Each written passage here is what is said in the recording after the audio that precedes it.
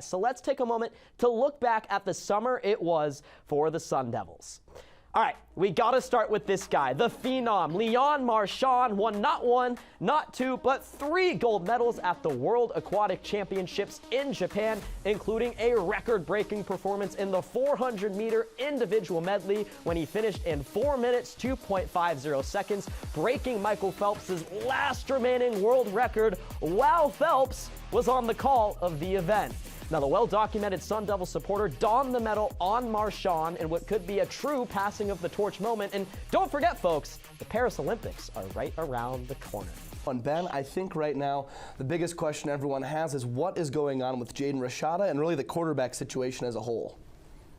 Yeah, Riley, it was reported yesterday that Jaden Rashada would miss spring football. He sustained an injury to his throwing thumb during the offseason. He was moving some boxes while trying to move into a new house. So they're going to let him rest up fully, which only leaves 2 scholarship quarterbacks on the roster. Sam Levitt, a transfer from Michigan State, and then, of course, Trenton Bourguet, who will be a redshirt senior this season. But it also leaves room for Navi Broussard. He's going to be a freshman walk-on right here in the Valley, played his football at Liberty High School, won the Open Division State Championship, 2-time Gatorade Player of the Year. So they're really excited to give all 3 of those guys some reps. The offense is going to look 60 to 70% similar to what it was last season. So by the time they get to the fall and Rashada's all ready to go, all of their quarterbacks are going to have a lot of reps.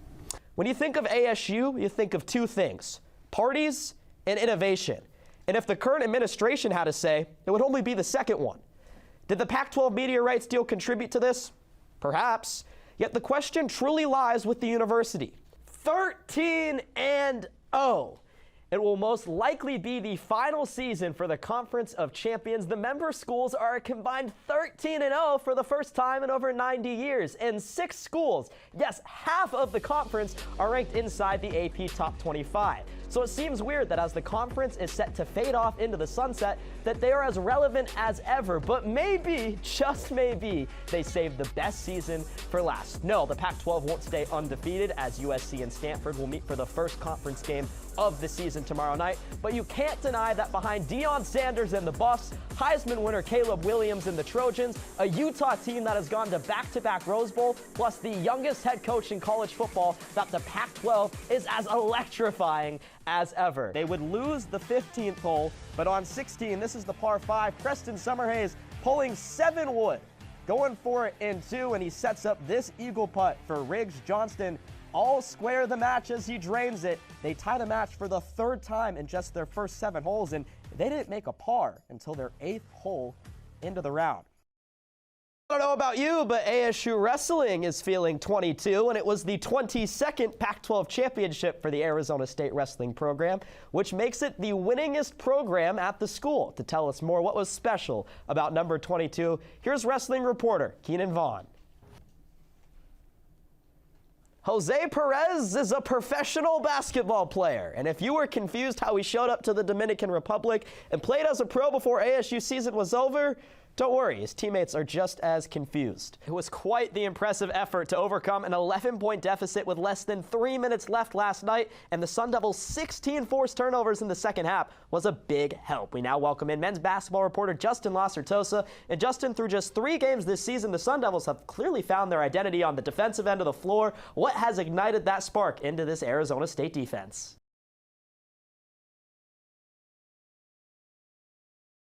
Well, it's as simple as that. It's not rocket science. It's not even rocket surgery. Okay, right? Hear me out for a second. Tomorrow morning, SpaceX is scheduled to launch a test flight for the most powerful rocket ever built, which made me think, even though Kenny Dillingham said coming up with his unique and creative game plan against UCLA wasn't rocket science, it actually might have been more similar than he thinks. I took a deeper look into outer space for this edition of CSL Sports Science. 9, ignition sequence start. 6, 5, 4, 3, 2, 1, 0. All engine running.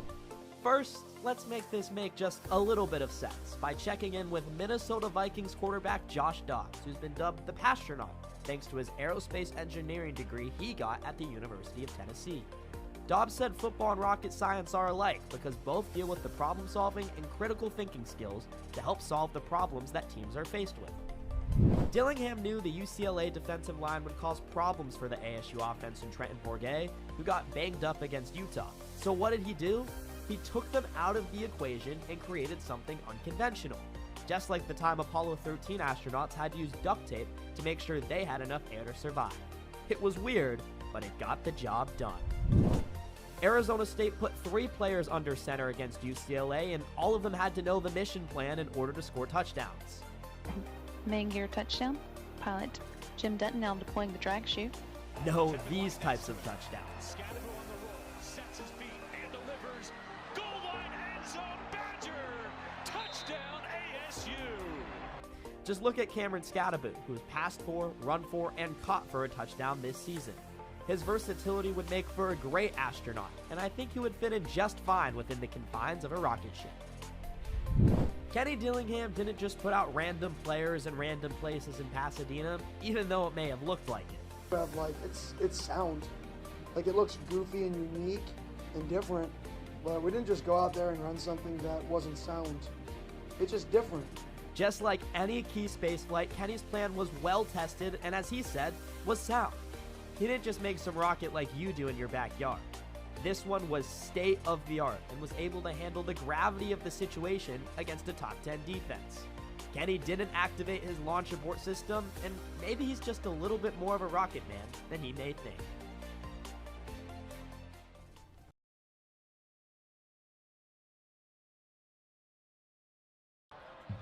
UCLA has the basketball up 63-61, 2:15 to go in overtime. Kiki Rice takes her position on the near side of the court, now cutting towards the middle just inside the free throw line. Back out Osborne, now for Lauren Betts at the mid post. Betts back to the rim, now working in. Betts, high hook shot is good. Now 65-61 UCLA, and Lauren Betts has 14 points. Kenzie Forbes with UCLA on the far wing. Juju Watkins cut towards her. She gets looked off as Forbes take a three-pointer right in front of her bench. Just short off the front of the rim, but the offensive rebound secured by Marshall, and she cleans it up for two. 65-63, 1:40 to go in the overtime. Very little boxing out was done right there by UCLA. You had 2 players going up instead of boxing out. That led to the offside rebound by USC.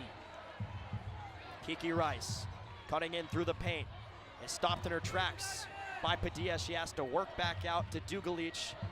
And now Rice will get it back on the left wing. Screen coming from Lauren Betts. 3-point try from Rice off the front of the rim. Offensive rebound is secured by Jaquez to keep the possession going. 1:10 to go. A 65-63 lead for UCLA. Corey Close taps on her head to call out the play. Kiki Rice makes sure everything right with 10 to shoot. Screen comes from Beck. Here comes Kiki Rice down the lane. Underhanded layup.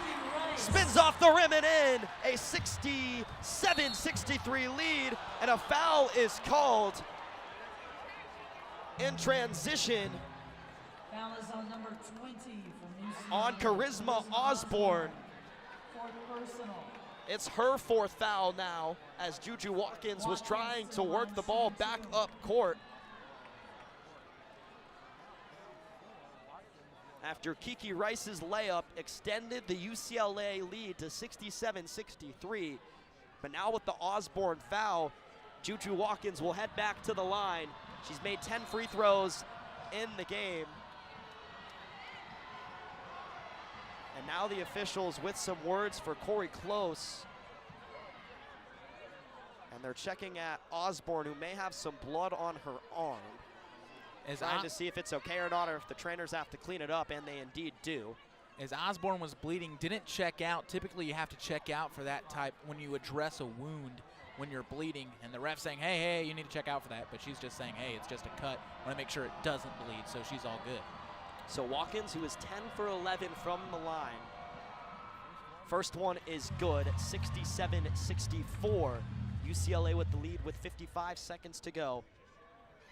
And this to make it a 2-point lead from the freshman, who has taken more free throws than anyone else in the NCAA this season.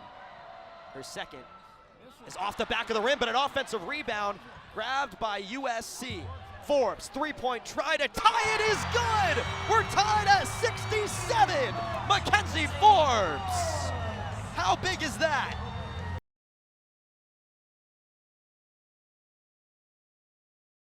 Face off in the far side circle to the left to Sepinen. Will come behind the net. And Arizona will get bodies to it first as they'll try to work it out as Hudson will get it out. And now it comes for Rossi. And dump in, trying to chase it down behind the net is Selman.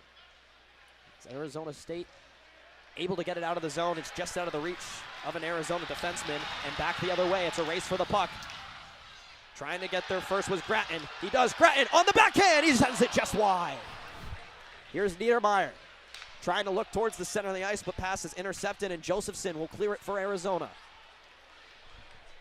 Now Jackson into the zone for Arizona State. Near side circle. Jackson with the shot, and it's a blocker save by Sepinen. Puck will come to the near side corner. Eckerly lays a hit, but Arizona still able to clear. O'Reilly trying to get the puck at center ice, but Fisher will dump it in for Arizona. It will come to the far side to the right of Semptenfelter. And now it's left and back the other direction for Arizona State as they gain the zone. And taking off the puck in the far side circle was O'Reilly. And Arizona just able to get the puck to clear. O'Reilly will take back over at center, and then it'll come to Tim Lovell. That's Tim Lovell working out of his own end. Send for Eckerly in the neutral zone. He'll get a stick on it. No icing.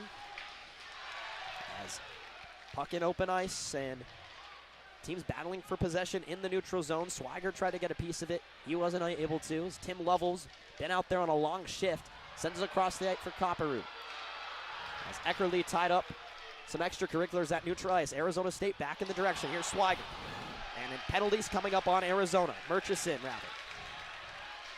For Alexander at the point. Arizona State and Shane at the point. Sent into the circle. Arizona, as soon as they touch the puck, ASU ahead on the power play, but a delayed penalty right now. Murchison down low. That's for Schmaggy. Now Murchison will get it back at the high point. Now Shane. Shane in the far side circle. Shane looking out in front. Schmaggy got a try. And it looked like Arizona touched up for a moment, but still no whistle. Finally they will. It's Williams. And ASU will head on their first power play of the game. Yeah, and right there, that's because of the great pressure from Arizona State. I mean, Master Simone came in from right off a fresh change right there, picked up the puck at center ice, and essentially went 1-on-3, but he beat his two men defenders right there. And they're going to grab, let's see, they grab Busby there for a slash for it looked like from that angle right there. He beat him inside, and Busby just kind of flung his stick at him. 14:45 to go in the first period as ASU's on the power play. Level at the top of the point. Far side circle, one-timer, saved by Sepinen. Good puck moving, and this is an Arizona State team that struggled a lot on the power play season ago. I mean, they were one of the worst success rates in the entire country, and it was a point of frustration for Greg Parris. Let's see how the new unit does right now. Sillinger able to get the puck off a tie-up, and it will come up for Lovell. Now for Young. Lovell, one-timer, and it's tipped down in front, never got through. Sillinger got a stick on it. Didn't get it on goal as Arizona will send all the way down, and Semptenfelter will leave as Lovell will lead the rush again. 1:32 to go on this ASU power play. Sillinger will take it through center and into the zone. Sillinger into the slot. Now moves it to his right. Copperroot up high for Lovell. Lovell near side circle shot. Young. It goes into the netting. Another save by Sepinen on the one-timer. You mentioned a couple moments ago on that shot in which we thought Sillinger got hit in the foot. He blocked the shot unintentionally right there, which is those are those kind of mistakes that Greg Powers kind of alluded to last season. It's about clearing those lanes, sure, providing the screen on the goaltender, but making sure you get out of the way for the shot. No changes for ASU as they leave all of their power play men out there. As Young and Chambers now getting a stick on it. Lovell on the high point. Lovell surveying, move to his right. Now cross ice for Young in the near side circle. Now he looks across the ice for Copperroot. Lovell up high, back for Copperroot. High in the circle, Young one-timer, he scores!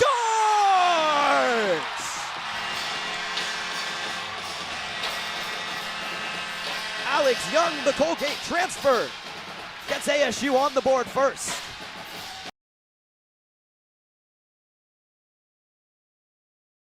Offense of Arizona State comes out. So far, so good because of Kenny Dillingham now play calling, and with more on that we send it down to Ben Parris. Matt, thank you. And it was on Monday at practice when Coach Dillingham took over those play calling duties to create what he said was a sense of urgency. And if the Sun Devils haven't been playing that way so far, I don't know how they've been playing, because they do seem to have that sense of urgency. What Coach Dillingham has done during timeouts and in between plays is he's gone over to the offense on the bench and he's scripted the first 2 plays of each drive. So when the ASU offense hits the field here in a second, these first 2 plays will be scripted ahead of time. The first guy to go over to Drew Pine after that fumble was Jaden Rashada. He's on crutches tonight. All we know is a 4 to 6 week injury, but he was the first guy in Pine's face. You got this, stay in it, and the entire offense tapping everybody on the shoulder, everybody on the back. Keep battling, keep battling, keep battling. Jaden Rashada is very much a part of this game, even if he's not playing in it, guys.